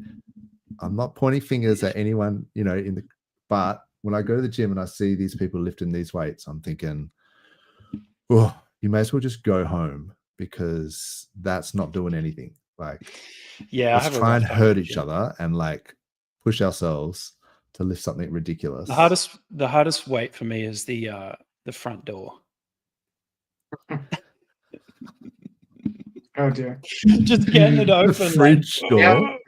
Yeah, the fridge door, and then the front door to go to the gym. Yeah. The only thing I could say, which may or may not help people, is to just choose days and do it routinely, because that way you don't have to and get a gym close. The closest gym to your front door is the best gym, because it shortens that like think about it time. There's a couple tricks like that. Yeah. So making yourself do is the most important thing, which is why I like jiu-jitsu, because it's just more interesting. I've honestly never lifted weights in my life. Oh really? Oh bro, come on. Like once when I was injured, I did some stuff like rehabilitation, but I have no idea how much I can bench press. So my TED talk that I just gave, my TED talk that I just gave is fully applies to you, bro. Like, you should seriously go and do some bench, do some people, curls. Man. People. No, but it doesn't take long. Like, you don't have to spend all day there. You just go down there, lift some shit. But don't muck around. Like, lift some heavy stuff and then come back, and you see amazing changes to your body, to your health, to everything. Like, 100%. Yeah, it's like it happens quick, especially if you've never been. If your body responds super quick to lifting. You get like the first 6 months of gains come like it. Yeah, it sounds good. You just keep going. It has so many benefits. The first couple literally. Months. Yeah. No, it's wicked. I change heaps, and now I've gone back. You can do a lot with your own body weight, though, right? Like, sometimes I go through times where I do routine push-ups and stuff like that. Like, we got up to, I was pushing for 100. I didn't get to 100 this time, but I got up to like 70, right? Like, things like that, or pull-ups. Like, if you can get up to 20 pull-ups, pull-ups are really good. I think they both have their part. I've just never done the heavy weights. I think they all have a part, is what I'm saying. Is like, yes, you should do 50 push-ups a day every morning before breakfast. Like, nothing wrong with that. And you should also do running. And yes, you should lift heavy. These are not mutually exclusive things. Like, but each one has their own benefits. Diet is important. Cardio, There's lots of your VO2 max, all that sort of stuff. Longevity. There's lots of reasons why you should do lots of these things. But lifting heavy has its own benefits, I can tell you. Improves your posture. I'm kind of a single for issue example. voter. Like I only care about if it makes me better at jiu-jitsu. It would. I think would it not? It does, bro. I tell you why. Because I do a lot of incline bench, tricep pull down, things like that, curls and things like that. And my forearms have gotten way bigger than they used to be. And I can tell you, when it comes to jiu-jitsu and judo, a lot of people trying to grab your arms, trying to throw you and trying to, you know, I mean, we don't have gis, so we do no gi. But I guess it's the same if people are grabbing your sleeves and collars and things like that. But if you're grabbing people's arms and their heads, like the Muay Thai grip, and you're grabbing them back of their head, and someone's trying to do it to you and you're trying to do it to them, forearm strength, grip strength, all that sort of stuff is huge. Grip strength is huge. Yeah, big deal. Even size, like with even just water weight, you get harder to grip on. That whole thing, but then you also have extra power to like leverage and ratchet in chokes, like anything. Yeah, it's all of it's benefit. Good. Power is good. I'm with you there. It definitely helps, man. It actually is probably the only reason why I can actually roll with people, 20 years younger than me, is because, or whatever it is, 15 years younger than me, and still be, competitive. Is because even though they're sort of might be in the same weight class, like they just haven't got that muscle connection going. There's so much to it too. Like if you're used to loading your muscles like really, really heavy, like for small periods of time, there's some benefits. Because it's the way the muscle attaches to the skeleton as well that you were talking about 1-3 weeks ago. So it's a lot of things. Yeah, I mean that thing was about the interconnective tissue and the thickening of the tendons and the ligaments as well. That helps your grip strength and all that sort of things. But look, it's all good stuff. It's all good. I think these things can be mutually inclusive. Now, what else? Yeah, it doesn't hurt, man. Well, it does hurt. You literally wake up sore and like I can do that. Crying. You wake up and just be like, why am I so sore? My muscles, why, Dozza? I shouldn't have done this. And especially with legs, man. Like, I get sick. I actually get nauseous with legs. I go on the leg machines and stuff after doing cardio. Boy, I walk out of there dizzy. Yeah, nah, it's no joke, but it's got to be done. What else is going on in the chat? So Finesse, he was saying some stuff earlier. Oh, there's Jerry. What's up, Jerry? And someone give me a rundown of the postcard saying, see our earlier. We did it at the top, but yeah. Comedy is always okay, no matter legalized comedy. Tangent has a shirt like that. That's hilarious. Speaking of comedy, a quick shout out to our old mate Tom Gillespie. He had been doing some stuff with the Inkton. I'd have to see what it is, but it's the BitJoin Studios stuff. He's made another documentary, and it's about degen behavior. I've got a couple of clips here which I thought were pretty funny, so let me just play them. G'day, how you going? Tom Peter Gillespie here. So turns out today was the day that the G'day token was launched on PulseChain. It might go to $1 or $1.10. Who knows, eh? Because I've really been all in for the most part in cryptocurrencies in what obviously many would consider to be extremely risky. Degenning is being very predictable, understanding how people, predictability. It's like, oh, well, that did 1000x, then if this is a meme coin, then we can do 1000x, right? Not communism, but communalism. They're the all-out campers. It's a bunch of nerds who were probably picked on at school. It is not a good term. It doesn't sound very good. You've got maybe 10 to 1, rich guys to poor guys. I mean, do you think I should tweet it? Sounds like everyone that's seen it has liked it. Good day, Tom. Scotty from marketing here. How you doing finding the passphrase? Yeah, no, it's probably here somewhere. I just haven't found it yet. Hello, Tom. It's great to see you. How are you today? How about this? The highest of stakes has not turned a profit yet. You can just, close your computer now, and there will be price movement if you're there or not. You're overthinking it, Tom. VC involvement is the key to gaining credibility. You guys have to remember, you already are a multi-billion-dollar decentralized autonomous marketing firm. He is an indie pseudo-documentary producer screenwriter. Some of the accents, I love that. Just true Australian. Even Tom, g'day, how are ya? G'day, how you going? I mean, it's classic. It took me a while to really get his type of humor. I must admit, I was just thinking, this I is actually not haven't funny. watched them, but they give me like almost like Louis Theroux vibes. You know how he's just like cringe and awkward, but like it's 100%. hilarious. Very much like that. It's the deadpan delivery where he just stays in character, and you're kind of going, "Is this actually like him?" Yeah, it's maybe those and lines just blurred. throwing shade at him, and he's just featuring it.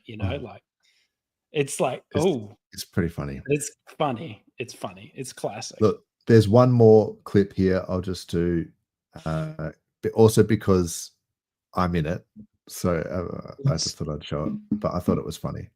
And, it'd be good to have him back on. Actually, I really enjoyed that. Good day is wrecked. Sorry, Tom. I think I called this. Everything is. Oh, what's going on? Oh, there we go. Hola, Lola. Hola, chicos, ¿cómo están? Bienvenidos aquí al lanzamiento de HEXican.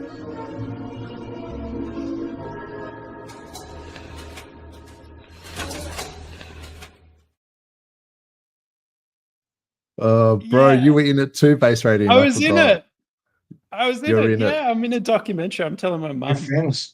I'm Oh, famous. that's so good. I made it. That's I so can funny. retire now. If you want another funny clip, I dropped one in the private chat from Josh Wu that I thought was pretty funny. It's a little bit risque. I'll bring it up in a tick, but yeah, geez, I just lost one because you can see in that, right? Like, apart from him waking up with all the Heinekens and everything there, but then he's watching us talking about the Good Day token, saying And that, he's like, that selling. it's wrecked, and then he's just removing liquidity like straight away. He's like massive amounts of liquidity, just the full bug pool. Oh, that's good. That is good. Yeah. That's classic. I mean, I remember when it was doing well, and we were all really happy for him. And he came on, and he sort of said, and it's almost as if he did it as an experiment, like as a joke. And then he's like, "Okay, so now how do I get out of this now? Like, how do I turn the joke off?" And we were like, "Bro, you can't. Like, you're a coin founder now. You can't just rug it, like."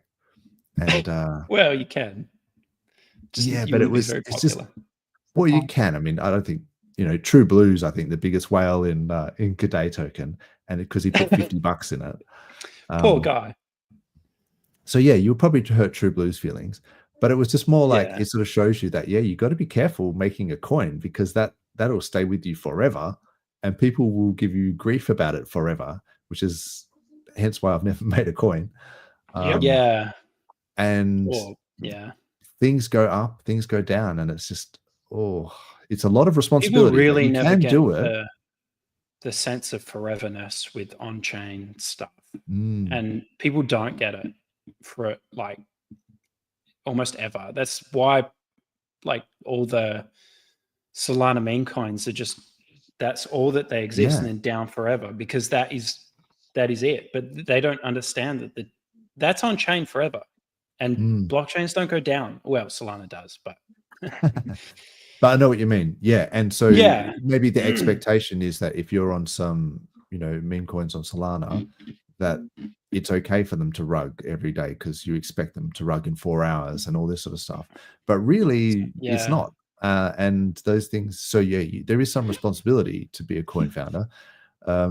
I wouldn't take it lightly, but I think it's hilarious to see Tom when he did it. But I think he sort of even said from the start that it's like a, you know, it's the part of it was a joke, part of it is a look into the meme culture, and hence this documentary about degens. So yeah, check it out. It's the I think BitJoin Studios or Tom Gillespie and I think Inked In, something like that. Yes. Now we can check out the Josh Wu thing. Is this going to be a Tangang? No, slaying? Because I noticed one of them, he was going pretty hard. No, this isn't that. I think there's been kind of a Tangang breakup, and I think he's on the outs or he's neutral at least. More like Tangent style, you know, like he's an all around guy. Yeah, it's a hard one with the Tangang because I really wanted a lot of meme coins on PulseChain. Like I want, you know, the main core coins, Pulse and Hex and PulseX, to do really well. But I also thought it's good to have different cultures. You know, sometimes people want to eat Chinese food or Vietnamese, Japanese, Thai food, whatever, Mexican, Italian food. You know, variety is the spice of life, and you get more people, more communities, more vibrant communities when with lots of different people from different cultures trying different things. So I'm sort of like, yeah, as long as that people aren't actually rugging, I'm sort of all for it. And people understand the risk associated with meme coins. They don't tend to last as long. So it's more of a flash in the pan kind of attention economy. And that it is what it is. So when the Tangang were making all these coins, I was like, yeah, sweet. Like as long as the price charts look good, then that's good. But there was a turning point where it started to go down and it was like, ooh. And then it's just like, you know, musical chairs. Some of those guys have like disappeared, right? But the ones that are still around, like I would say Josh and like Tangent, like there's guys that like still show up for work. They're not just talking, they're talking about PulseChain, they're talking about Hex, like, you know, and then a bunch of them buggered off to like another network that will remain unnamed publicly, right? So like, you know, that's like it's that's like where I draw the line a we're bit. left with the good ones. Yeah, 100%. All right, well let's give this a shot. I haven't seen it, but let's see what is up. Oh, Joshy Woo. The U.S. national debt just passed $37 trillion because the head of the SEC, Jay Powell, is doing this. Simply flooded the system with money. Yes, we did. That's another way to think about it. We did. Where does it come from? Do you just print it? We print it digitally. So we as a central bank, we have the ability to create money digitally. And we do that by buying treasury bills or bonds or other government guaranteed securities. And that actually increases the money supply. We also print actual currency and we distribute that to the Federal Reserve banks. It's not a secret the US dollar is going to literal zero. And now at the bottom, some of you are capitulating and going bearish on Richard Hart after he defeated the SEC in court. After he filled storage containers with onboarding tools for us. We need to help him help us. It's go time. And some of you are crying on the timeline. Unfortunately, you might be the weak hands we've been talking about the past 2 weeks. What are you doing to help DeFi? Are you working for your bags or are you being a little bitch? I'm going on a trip to meet HEXicans one-on-one. The way we win is together. We need to get unified. It's time to fly, baby birds. If you've been blocked recently, you've been doing too much bitching. Constructive ideas only. Everyone crying right now is the type of person to take your shoes off in the airplane and stick your dirty dogs next to my face while I'm trying to take a nap. Everyone crying right now is the type of person to put way too much perfume on to go taste wine in a winery. And if you don't know why that's bad, point made. You like to say your whining is helping other people, but all you're doing is exercising your freedom to be a little bitch. Even if it all goes to zero, which it won't, you're going down in history as the world's biggest bitches. Excuse my language, ladies. I love you. If you put a beat to that, it would be a diss track. That's good. But I like how he has like that like sort of like a ruffled blue sheet in the background, and then on the desk he has like bananas, that weird bottle with like a PulseChain logo, and like a miscellaneous bottle of pills. Like it's like what's going, and he's acting all serious with his like porn stash. It's I think it's a masterpiece. It's good. It's good. I like that the deadpan comedy and saying some outrageous things. He gave it away though, talking about wineries. Like maybe he's not as lowbrow as, I mean, who goes to wineries, right? And then so often that you have to comment on people wearing too much perfume. It was very specific. Yes, it was very specific criticism. So that's good. Yeah, but he's got a point. Like, what have you done for PulseChain lately? What can you do? Work for your bags. Don't have expectations of other people to do the heavy lifting for you. I like that idea. Like in theory, we've been streaming. This is our 94th episode, so we're contributing in some way. Maybe just to entertain people during a bit of a bear market, but I like to think that we have some positive effect. Oh, look who just woke up. Old mate Finbear. How you going there, bro? What is up? What is up? Cow, a dormant address. Oh, yes, that was the 10,000 BTC. That happens relatively often, I have to say that, I must admit.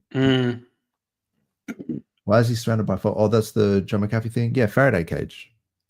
It's a really, you can use chicken wire and stuff, but alfoil is good. But yeah, unnecessary. I like the story of if you've seen that John McAfee documentary where I think he was in Belize, like he's on like the run, and he gave all the police in Belize a bunch of free laptops, like gave them heaps of, and it may have even been like he gave free laptops to like government agencies and stuff, and he just put spyware all over it and was just logging and then collected it and then uses it against dialed in and was just like, yeah, because he was on the run, he was like, okay, clever, dude. I was like, that's pretty clever. Yeah, because people turning down, no one's gonna turn down free laptops, but yeah, well, you should have place. Yeah, and exactly. It's John McAfee of all people. Yeah, if you put those two together, if you're going to integrate those PCs into your actual police like databases and networks and stuff, you probably should have thought twice about that. But maybe back in the whatever it was, the early 2000s in Belize, they didn't have enough procedures in place. Yeah. Sorry, I've missed the chat because here I don't know what this is about. Surprised me after watching the docu. Oh, it's probably still talking about John McAfee. Oh yeah, the methylene blue thing. I'm pretty sure that's poison. So no, it's I've not. been told that no, Claus was telling me, she goes like, you got to be real careful with that stuff because you got to be careful. You got to be so people careful. Thinking that it's like, oh yeah, take methylene blue because RFK does it, and it's like, but no, it's he used way too much when he did that. He used way too. He was like horse dosing it.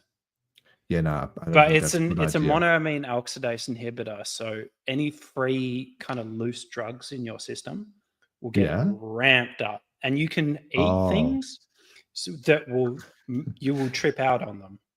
This sounds like you've had methylene blue today at some point already. Yeah, not today, but I haven't, and it's good. But you got to be so careful with it.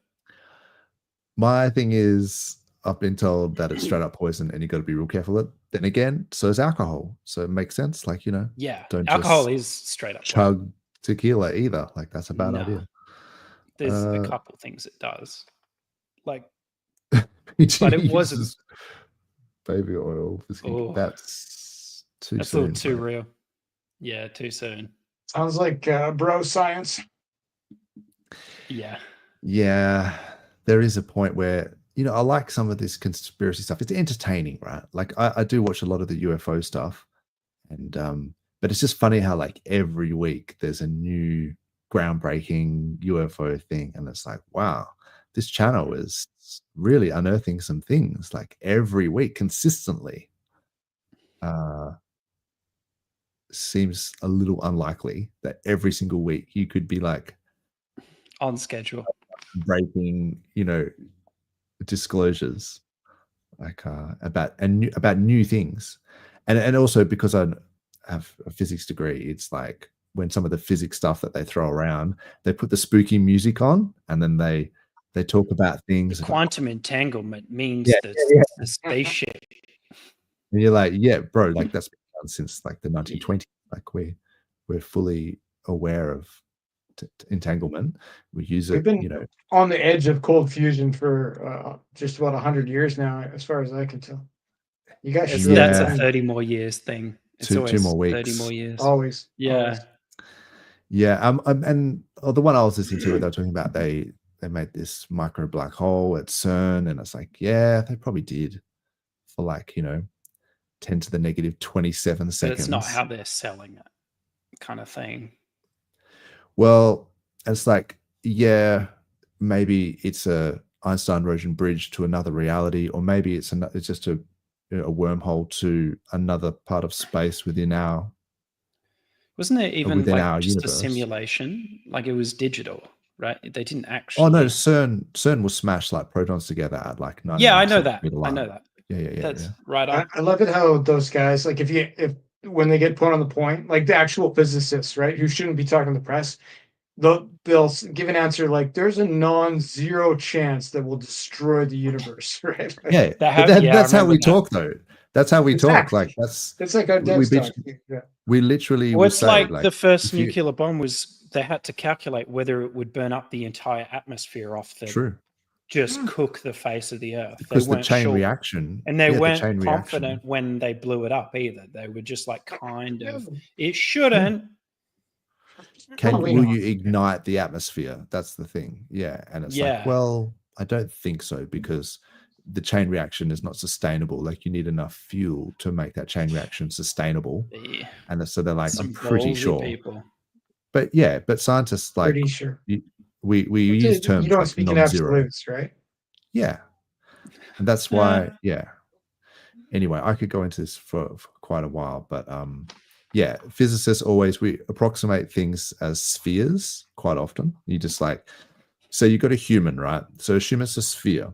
And then you're like, so if you're talking about, 120, million light years away, you just go, oh, it's 10 to the 8 light years, like roughly.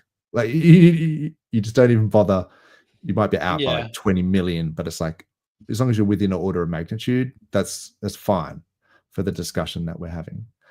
But they'll also just use things like non-zero chances like all the time. So that's why you hear me talk about saying like PDI has a non-zero chance of doing really, really well, and also a non-zero chance of it going to zero. So allocate accordingly. Yeah. Yeah. Try not to destroy the world. Yeah. Look, I think that's in everyone's best interest.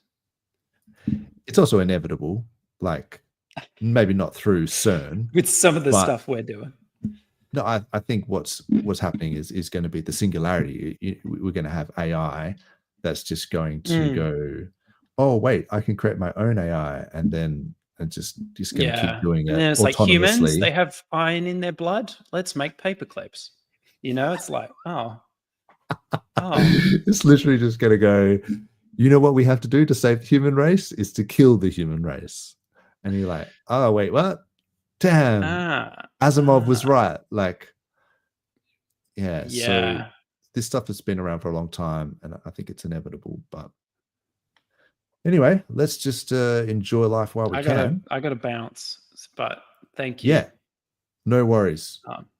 Catch you later, Base Radiant. I'll just finish with this chat, and then I'll wrap it up as well. But yeah, appreciate you coming on. Thank Enjoy you. your weekend, mate. I'll see you, chat.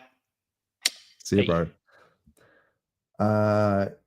Yes, sex, drugs, and rock and roll, cuddling, clean living, and fairy music. Yeah, that's it, isn't it? Comes to us, positive drugs, undeniable. Real artists die for the cause. That's what I'm talking about. See, Bit Finesse knows what's up. You want to see some artists that are like full starving, on heroin, just crazy people. Insane is part of the package too sometimes. I make some amazing art, and then I hope they get the help they need. Or they're really, really weird, like Michael Jackson stuff.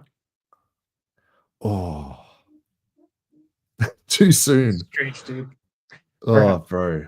Nah. But Michael Jackson, exactly. But then where do you do you delineate between the art and the person as well? Yeah. Because can you still enjoy music by Michael Jackson knowing that he may or may not have been a pedo? Don't know. Or just really strange, also possible. And on lots of drugs, right? Like all of them were like Prince died from lots of drugs, Michael Jackson died from lots of drugs. Like, yeah, drugs are bad. Okay. Yeah, drugs are bad. And people now like they talk about that Percocet or whatever as being Michael Jackson juice because it's like just went too far.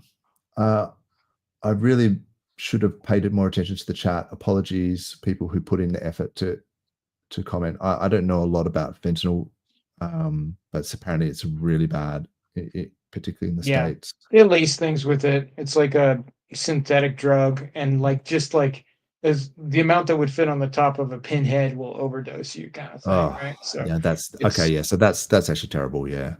Yeah. I mean, I have seen some footage of the homeless people and stuff, the epidemics in places in the US, and I'm just thinking, oh, they're just like literal zombies. Yeah. So that's terrible. Speaking of big PPs, Big Rich is about to go into a calorie deficit. Shred time. Cool. Yeah. Okay. Well, I believe it when I see it.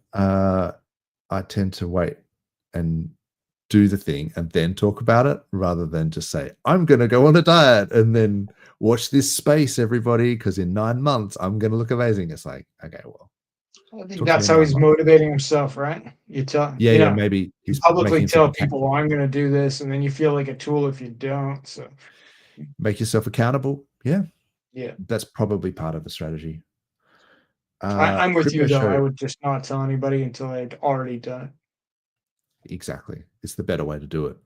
Crypto, bro, it's mostly crypto. There's 307 people watching. Most of them are here from Fast Abdul's Twitter, but I feel like they were entertained by whatever that tangent that we were just on. They must have been. I hate those geese. Not quite sure. What's that about? Finvez, I don't know. He's got chickens and geese or something. Maybe it's literal geese. Jim Stewart, martial arts, love it. Yeah. That's what we're all about. Yeah. Curls are good for choking people out. Yes. You need to be able to put those RNCs on. You need to just sort of get that sort of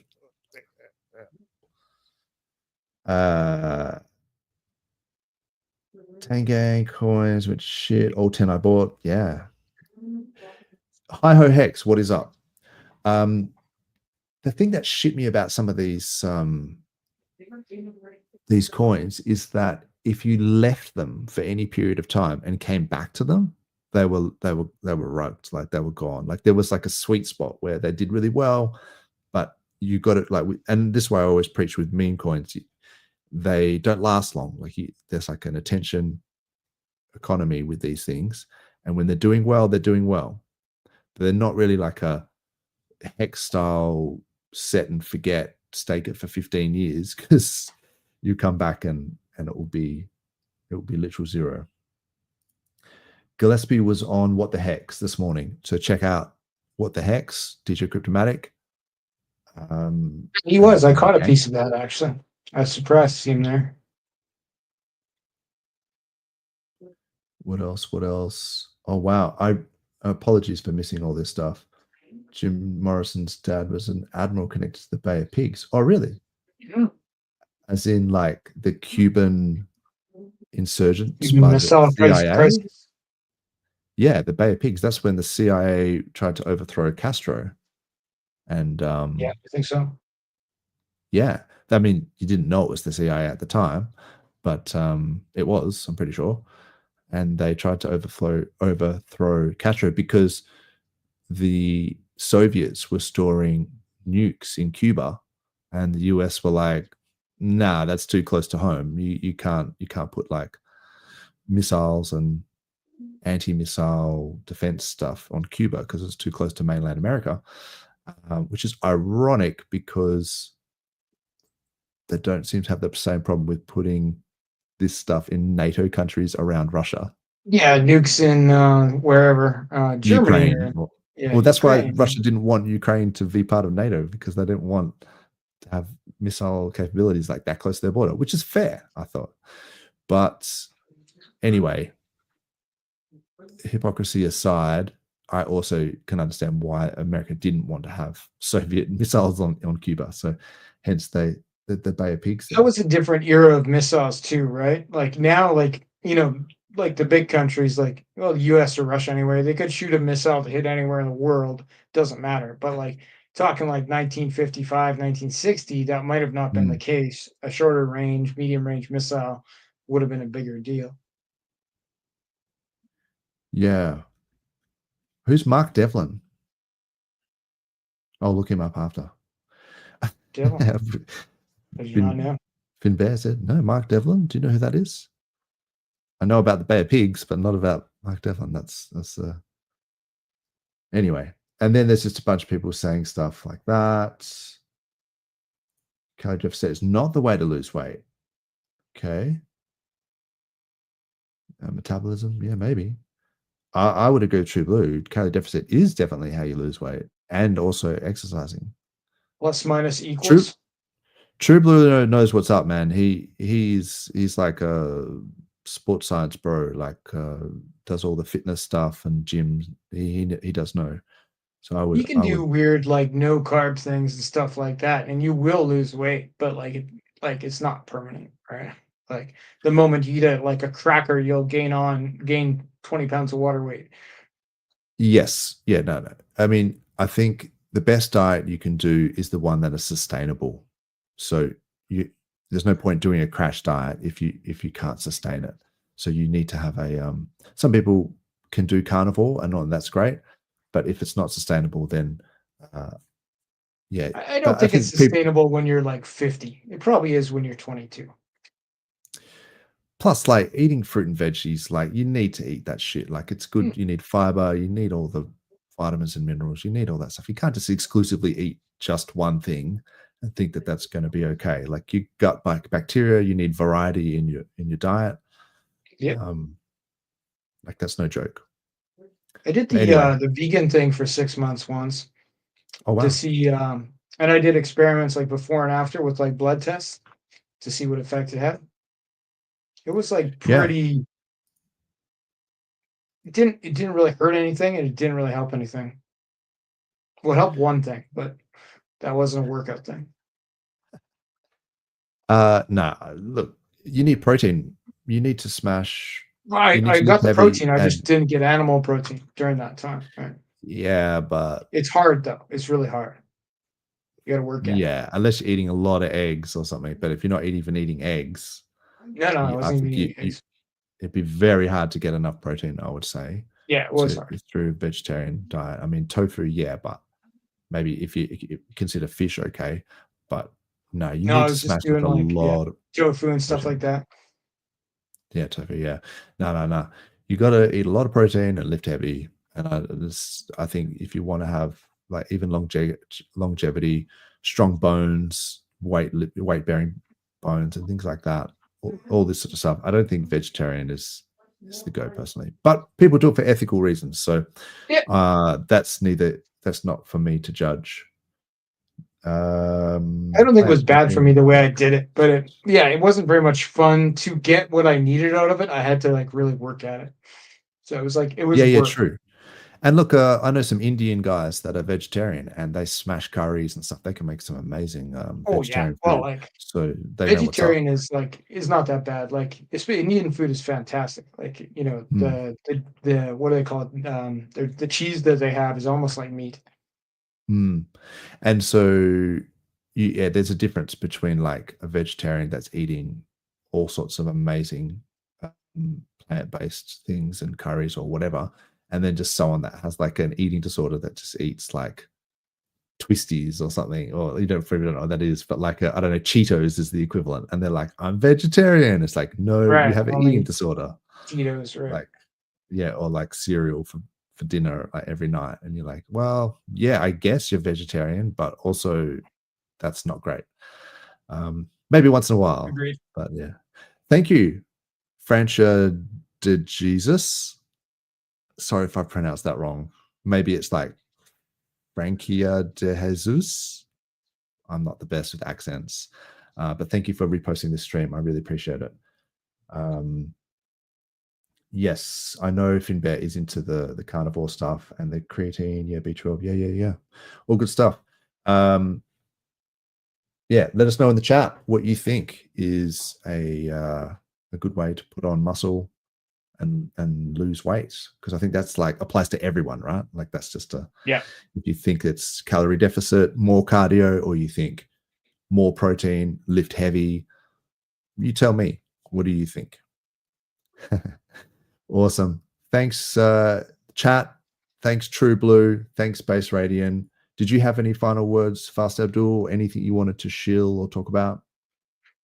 Oh, I think we've gone through all the important stuff today. We talked about the mailer that's coming out. That's going to be the big thing. One thing that I've just noticed from Richard's tweets is that he said recently that they were still looking for people to start charities in the countries of Canada, the UK, and Australia for the purpose of distributing these electronic mailers. So that's if somebody's watching right now and you're into that, it'd be a great job for somebody who's not a public figure but is down with the admin work. Consider this. I think there are some people that are onto it. Check out the telegrams and what have you, and hopefully we can get this marketing happening. I think it's going to be price positive, but I think either way, like global liquidity, the way it's going, the money printer, I think interest rate cuts, there's a lot of things that in them from the macro point of view are going to be good for crypto as a whole. And then it's just that risk curve, like you see people transition from effectively low risk speculation vehicles to higher risk speculation vehicles, and that's all it is. And then it all goes to zero, and there's a big recession, and they rinse and repeat. And that's what these cycles are. And hopefully we're just in the part of the cycle that's about to go up, but it doesn't go up forever. So it is what it is. Make sure you take profits as well, peeps. DCA in and out. That's the message for today. Enjoy your weekend, bro. Thanks very much for coming on, Fast Abdul. Anytime. And, I'll see you again in a couple of weeks, hopefully. You bet. Awesome. Thanks, chat. Thanks, replay gang. See yous.